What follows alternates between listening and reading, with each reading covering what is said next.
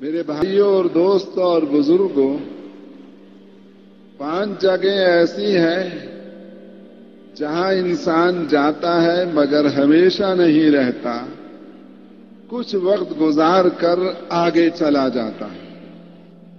سب سے پہلی جگہ تو عالم ارواح ہے، جہاں اللہ نے ہماری روح کو بنا کر رکھا ہوا تھا، اور دوسری جگہ ہر انسان کے لیے اس کی ماں کا پیٹ ہے۔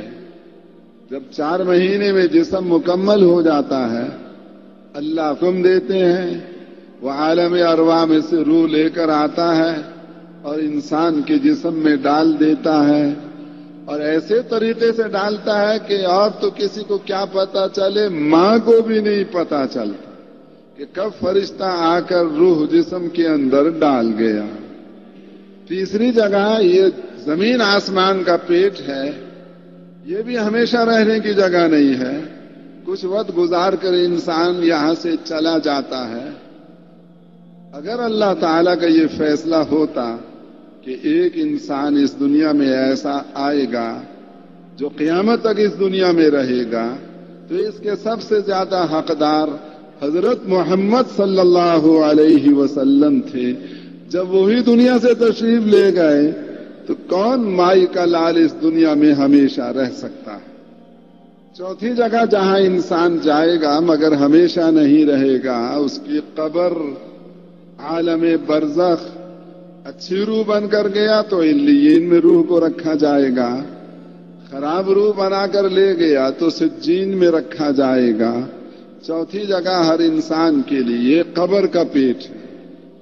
5ویں جگہ جہاں انسان جائے گا مگر ہمیشہ نہیں رہے گا، حشر کا میدان، قیامت کا دن۔ قبر سے بھی انسانوں کو نکالا جائے گا، کوئی سواری پہ سوار ہو کر، کوئی پیدل چل کر، کوئی گھٹنوں کے بل چل کر۔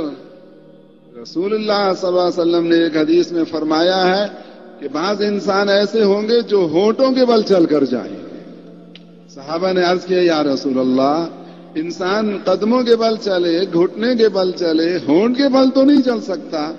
تو آپ نے فرمایا کہ جو خدا انسان کو اس دنیا میں قدموں کے بل چلا سکتا ہے، وہ خدا انسان کو ہونٹوں کے بل بھی چلا سکتا ہے۔ تو 5ویں جگہ ہر انسان کے لیے حشر کا میدان ہے، جو بعض انسانوں کے لیے تو 50,000 سال کا بن کر گزرے گا، اب بعض ایمان والوں کے لیے اتنی جلدی گزر جائے گا جتنی جلدی فجر کی سنتیں پڑھی جاتی ہیں۔ میدان حشر کے بعد 2 جگہیں ہیں، ایک جنت اور ایک دوزخ۔ یہ انسان کے ہمیشہ رہنے کے لیے بنی ہے۔ جو دوزخ میں چلا گیا اور جنت سے محروم کر دیا گیا تو وہ ہمیشہ تکلیفوں میں رہے گا۔ ہزاروں سال گزر جائیں گے مگر ایک گھونٹ پانی پینے کو نہیں ملے گا، لاکھوں سال گزر جائیں گے مگر ایک لقمہ کھانے کو نہیں ملے گا، کروڑوں سال گزر جائیں گے، 1 منٹ کا آرام کرنا نصیب نہیں ہوگا۔ دوزخ میں دوزخی ہوگا، اسے نظر آئے گا جیسے سمندر کا کنارہ ہوتا ہے، ایسے دوزخ کا بھی کنارہ اسے نظر آئے گا، کہے گا اے اللہ ذرا کنارے پہ جانے کی اجازت مل جائے، کچھ آرام، کچھ تکلیف کم، اللہ تعالیٰ اجازت دے دیں گے۔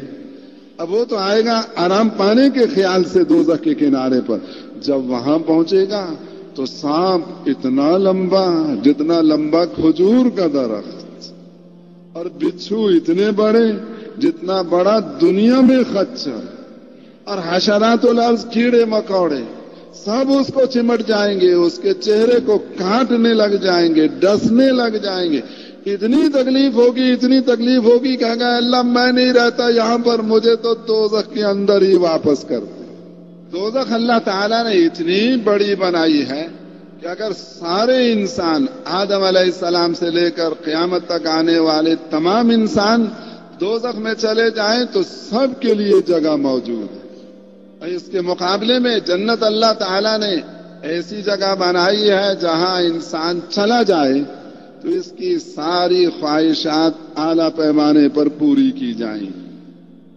کھانے کی خواہش اعلیٰ پیمانے پر، پینے کی خواہش اعلیٰ پیمانے پر، خوبصورت آواز سننے کی خواہش اعلیٰ پیمانے پر. کبھی حضرت داؤد علیہ السلام ممبر پہ تشریف فرما ہوں گے اور اپنی سریلی آواز میں زبور پڑھ کر سنائیں گے. وہ آواز جس کو سن کر پرندے بھی اڑنا چھوڑ دیا کرتے تھے اور پاس آ کر بیٹھ جایا کرتے تھے. کبھی ممبر پر حضرت محمد صلی اللہ علیہ وسلم تشریف فرما ہوں گے اور اپنی خوبصورت آواز میں قرآن پڑھ کر سنائیں گے اور سارے جنتی سنیں گے. ہر جمعے کے دن اللہ کے دربار میں دعوت کھانے کی ہوا کرے گی. ایسے کھانے اللہ تعالیٰ اپنے دربار میں بلا کر کھلائیں گے کہ جو جنتوں میں مزے آئے ہوں گے ان سے بھی آگے کا مزہ اس کھانے میں آئے گا جو اللہ کے دربار میں کھلایا جائے گا. کھانے کے بعد خود اللہ تعالی قرآن پڑھ کر سنائیں گے اور اس قرآن سننے میں جو مزہ آئے گا وہ کھانے کے مزے سے بھی زیادہ ہوگا. قرآن کا ہر حرف نور کا بادل بن کر نکلے گا اور جنتیوں پہ برستا جائے گا اور ان کے حسن و جمال میں اضافہ ہوتا جائے گا. قرآن سنانے کے بعد اللہ تعالی